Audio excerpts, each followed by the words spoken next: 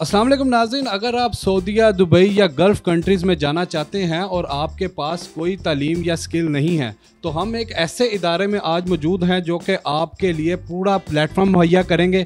आपकी डॉक्यूमेंटेशन, आपके स्किल सिखाने तक और इंटरव्यू तक के लिए रहनुमाई फराहम करेंगे। हमारे साथ मौजूद हैं अब्दुल रहमान साहब। उनसे हम बात करते हैं और उनसे पूछते हैं कि उनका ये इदारा कैसे काम करता है और कैसे हुनरमंद लोगों के लिए मुफीद साबित होता है। जी, बिस्मिल्लाहिर्रहमानिर्रहीम।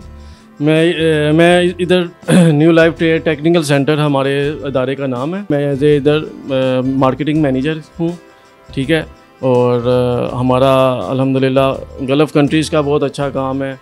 इसके सऊदी अरब हो गया, दुबई हो गया, कतर हो गया, बहरीन है। जो गल्फ़ कंट्रीज़ हैं ना, जहाँ पे जो लोग यहाँ पे बेरोज़गार हैं, जिनकी सैलरीज़ कम है, इनकम कम है, वो बाहर जाना चाहते हैं, तो हमारा बहुत बाएतमाद इदारा है। जो लोग हमसे जो यहाँ पर तंग आ चुके हैं, वो बाहर जाना चाहते हैं, वो हमसे काम करवाएं। इंशाल्लाह ताला उनको बेनिफिट होगा। बहुत कम पैसों से वो बाहर आसानी से जा सकेंगे। अच्छा, आपने हुनरमंद लोगों का जिक्र यहाँ पर किया, क्या कि डिपार्टमेंट आपका जो इदारा है क्या क्या सिखाता है, कौन कौन से हुनर का काम करता है, उसके बारे में ज़्यादा तरजीह दी जाती है इलेक्ट्रीशियन को, प्लम्बर को, क्योंकि ये ऐसे काम हैं जो सारा साल चलते हैं। हर किसी कंपनी को ज़रूरत पड़ती है इलेक्ट्रीशियन की, प्लम्बर की। ये मेजर काम है, ये मेजर काम में शामिल हैं, मेजर जॉब्स हैं, ठीक है।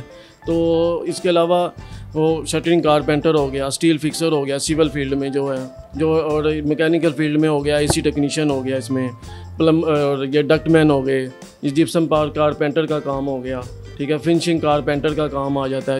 तब तक सिखाए जाते हैं जब तक हमें खुद एतबार ना हो जाए कि ये बंदा आप काम कर सकता है, इंटरव्यू में पास, ये इंटरव्यू दे के पास कर सकता है। अच्छा, ये भी बताएं कि आप जो ये स्किल्स की बात कर रहे हैं, ये जो जॉब्स आपके पास रहती हैं, ये क्या 12 महीने वीज़ा इनके पास आए होते हैं या एक मखसूस टाइम होता है जब आपके पास आते हैं और आप फिर ट्रेनिंग देना शुरू करते हैं? देखिए, ये डिपेंड करता है प्रोजेक्ट पे। गल्फ़ कंट्रीज़ में ना, अब सभी वाकिफ़ हैं कि सऊदी अरब में ना माशाल्लाह से काफ़ी जॉब्स निकली हुई हैं, काफ़ी कंस्ट्रक्शन चल रही है, बड़े बड़े प्रोजेक्ट चल रहे हैं, बड़ी बड़ी कंपनीज़ के उनको एम्प्लॉय चाहिए, अपने उनको लेबर चाहिए, हर फील्ड का बंदा चाहिए उन्हें। तो ये एक्चुअली ये होता है कि इलेक्ट्रीशियन, प्लम्बर, शटरिंग कारपेंटर्स, जो मेजर जो फील्ड है ना, वो ये 12 महीने चलते हैं। 12 महीने, हर महीने ही हमारे पास जॉब्स होती हैं। अगर हमारे पास दुबई की नहीं है तो सऊदी अरब की चल रही होगी, बहरीन की होगी, कतर की होगी, ठीक है। कोई ना कोई कंट्रीज़ की हमारे पास ये ट्रेड ऐसे हैं कि वो ये चलते हैं, ये मेजर ट्रेड हैं। अच्छा, अब हम बात कर लेते हैं कि अगर एक शख्स आपके पास आया, ना उसके पास कोई खातिर ख़ात तालीम है और ना उसके पास स्किल है, आपके पास वो आया, आज फर्स्ट है, आप उसको किस तरह डील करेंगे और क्या उसके पहले इनिशियल शुरू करेंगे? हमारा इदारा जो है ना, उस बंदे से पहले उससे पूछा जाता है कि भाई आपको काम आता है, नहीं आता? काम आता है तो नो प्रॉब्लम। तो अगर काम नहीं आता तो वो हम उसे सिखाते हैं काम, उसे ट्रेनिंग देते हैं। उसकी फ़ीस है, नॉर्मल सी फ़ीस है जो गरीब बंदा आसानी से पे कर सकता है, नॉर्मल फ़ीस है।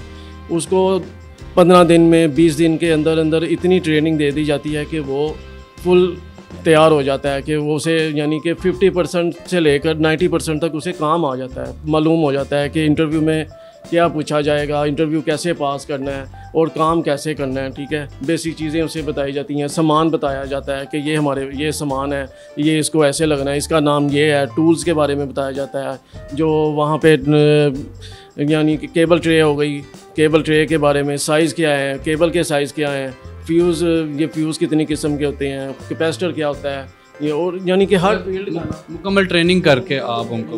बिल्कुल। अच्छा, अगर आप एक बंदे को ट्रेनिंग सिखाते हैं तो आपका ये कितनी देर का कोर्स है, या इलेक्ट्रिशियन का कोई अलहदा टेन्योर है दूसरे फील्ड का, कितनी देर में आप ये कोर्स मुकम्मल हो जाता है? जी सर, ये डिपेंड करता है बंदे की स्किल पे, बंदे के माइंड पे।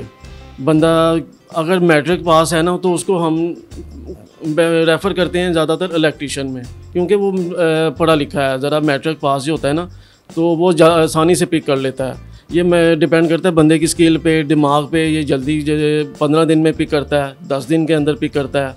हमें मालूम हो जाता है कि ये बंदा अब पास कर पाएगा। जो अनस्किल्ड बंदे हैं ना, जो चाहते हैं कि हम इलेक्ट्रीशियन में जाना चाहते हैं, हम अच्छी जॉब्स के लिए, हम लेबर में नहीं जाना चाहते, उनके लिए ये बहुत अच्छी अपॉर्चुनिटी है। हम सबसे पहले उन्हें ट्रेनिंग देंगे, ठीक है, जो जिसकी नॉर्मल सी फ़ीस है, ठीक है, जो हर बंदा पे कर सकता है। उसके बाद ट्रेनिंग के बाद सिर्फ 15 से 20 दिन के अंदर अंदर वो वीज़ा उसका अप्लाई कर देते हैं या इंटरव्यू करवाते हैं, और 30 से 40 दिन के अंदर अंदर, ये भी आपको मैं ज़्यादा दिन बता रहा हूँ, ये हमारे 10 दिन के अंदर भी ये वीज़ा लग जाता है। कोई बाज़-औक़ात वीज़े 20 दिन के अंदर लग जाते हैं, कोई 30 दिन के, लेकिन मैक्सिमम टाइम हम 40 दिन देते हैं। 40 दिन के अंदर अंदर बंदा अप्लाई कर जाता है।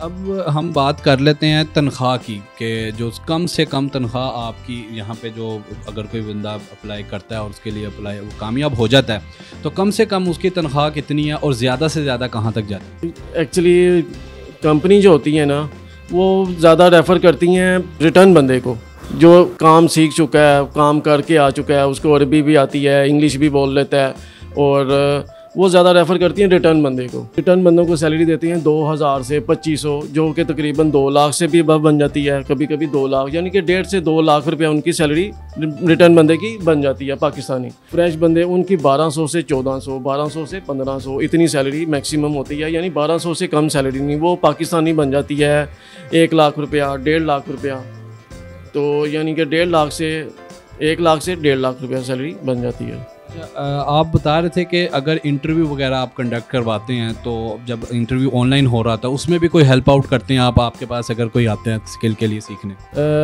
मैं ही इंटरव्यू के अंदर, मेरे इंटरव्यू के दौरान मैं ही इनका ट्रांसलेटर होता हूँ। अगर वो जो डेलीगेशन है, जो इंटरव्यू लेने वाला है ना, वो अगर अरबी है, सऊदी है, मसरी है, उसको सिर्फ अरबी और इंग्लिश ही आती है, और उर्दू तो उसको आती नहीं, ना पंजाबी आती है, तो मैं ही उनका गाइडेंस होता हूँ, मैं ही उनका ट्रांसलेटर होता हूँ।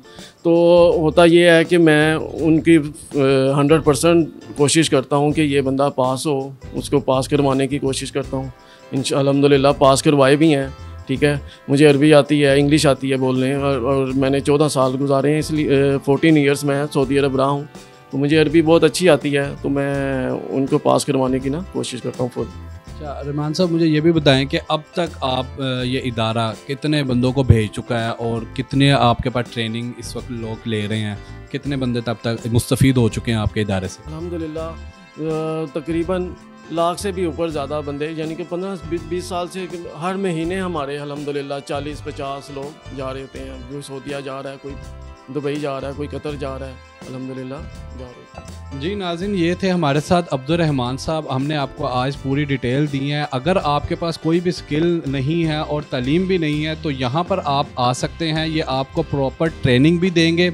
उसके बाद आप जिस कंट्री के लिए आपकी सूटेबिलिटी बनेगी, वहाँ पे आपको पूरी डॉक्यूमेंटेशन, पूरी गाइडेंस, हर चीज़ प्रोवाइड करेंगे, और इवन के इंटरव्यू तक में आपकी हेल्प आउट करेंगे। तो आपके स्क्रीन पर इस वक्त इनका एड्रेस और नंबर चल रहे हैं, आप इनसे रब्ता भी कर सकते हैं और ऑफिस विज़िट कर सकते हैं, जहाँ पर ये आपको मज़ीद तफसीलन रहनुमाई फरमाएंगे।